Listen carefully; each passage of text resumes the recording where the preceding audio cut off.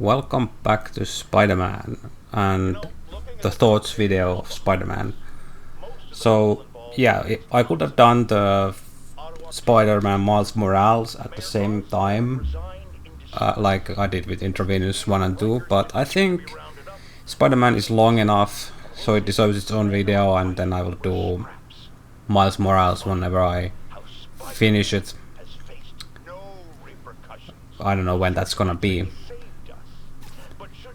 But yeah, this is the series where I not judge, but like look games through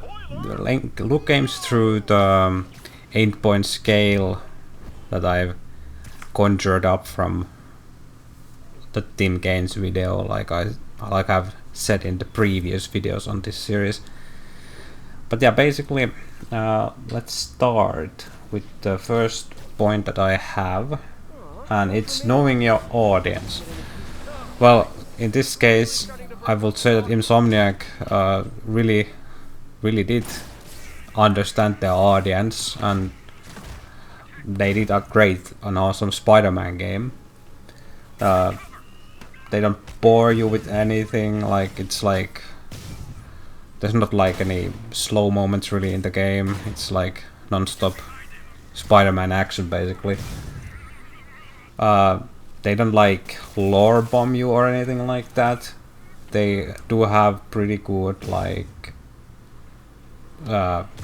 stuff for like Spider-Man fans, because I'm not like the greatest Spider-Man fan outside of the movies, so I many times had to Google stuff because I didn't know about them, but I think comic book readers would know them really well. There's no cultural references or anything like that, and the humor is Spider-Man humor, but they don't like break the fourth wall or anything like that crazy. So they did succeed in knowing their audience. Maybe not so in the second game from what I've heard, but the first game is through and through awesome Spider-Man stuff. The flow of the game is great, and especially with the gadgets and the powers and the side content, you know, it's great. You know, it's I think I wrote it down in my notes that the game is kind of like the old Batman games from Rocksteady, for example. So it's kind of like, yeah, it has a story, and the story is pretty great, but there's a lot of like mechanical greatness there, and like getting your abilities and gadgets is like kind of like part of the world even. So the flow is great, I would say so myself. The third part is the story pacing actually, and yeah, the story pacing is also great because it kind of works in tandem with the rest of the flow of the game basically. And yeah, it like starts out as quite something innocent, and then it like really builds up, and you know, like I think it's really well paced Spider-Man story, and I think it's probably in my top 3 Spider-Man stories that I've seen. Like I've seen the movies, the modern movies, some of the animated stuff, like the multiverse stuff, you know, that with Ghost Spider. But yeah, I think it's a really great Spider-Man story for sure, and the pacing is great. Yeah, the stories are clear. There's no like weird steps, or you know, it's like very simple in that sense, that so it's not hard to find where you have to go and do your thing in that sense. And yeah, the side quests are, yeah, they are filling the gaps for sure. This is like reading from my notes. Yeah, side quests do fill the gaps pretty great, especially in the DLC. They give you good background on some of the characters if you do them. The fourth part is don't contradict, you know, like how recognizable lore is your retcon, stuff like that.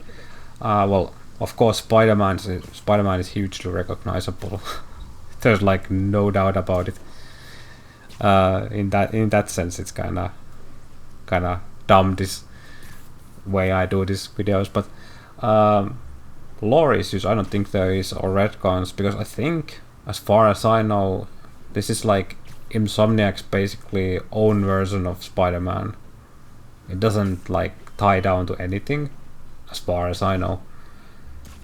The fifth part is come to me moments, like wow moments.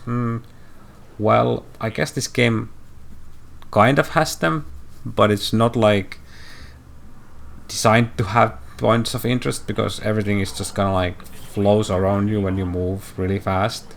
And it's New York, so I think it's a really good representation of New York, and there is lots of like cool buildings and stuff like that to see if you like that stuff. But it's fairly normal, it's not like a Fallout or a fantasy game or anything like that, where there's like half of the game is basically going to cool points of interest.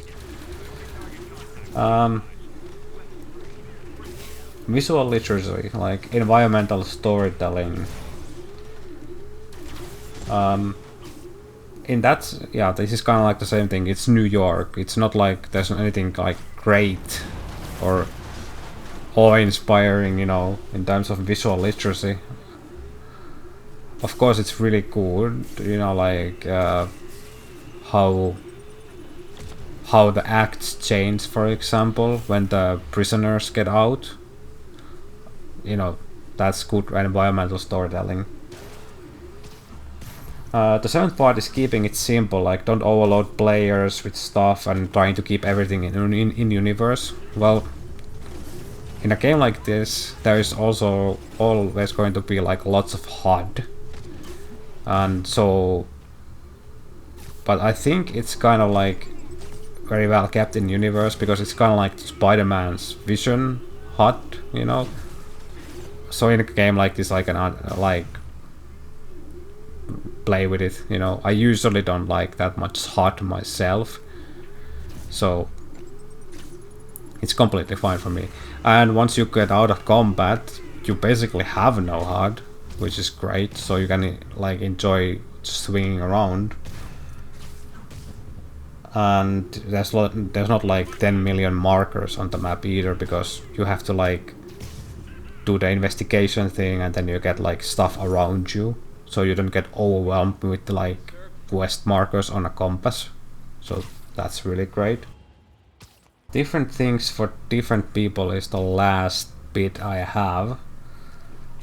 This is kind of hard for when you go to make like a superhero game like Spider-Man.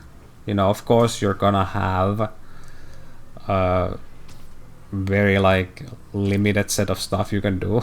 So it's definitely like not for everybody, but at the same time, Spider-Man is hugely popular, and so it's gonna have like a large audience. This is more for like RPG games where there's like different playstyles and stuff.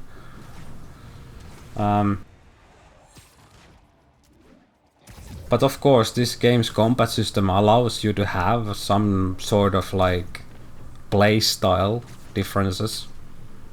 So in that sense, it works. If there wasn't like those optional combat objectives in those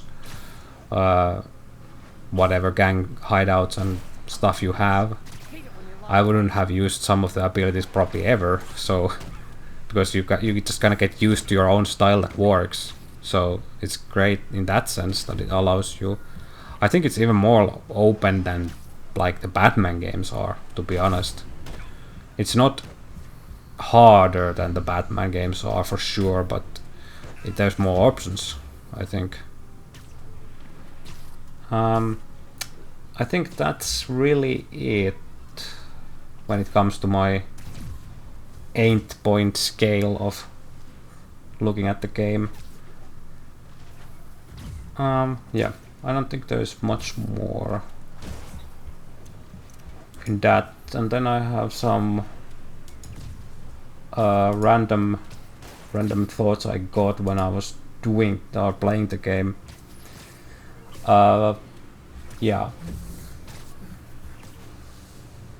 Yeah, like I said, the game is pretty much like harkens back to that like early 2000s, early 2010s like open world games that are just like silly fun most of the time.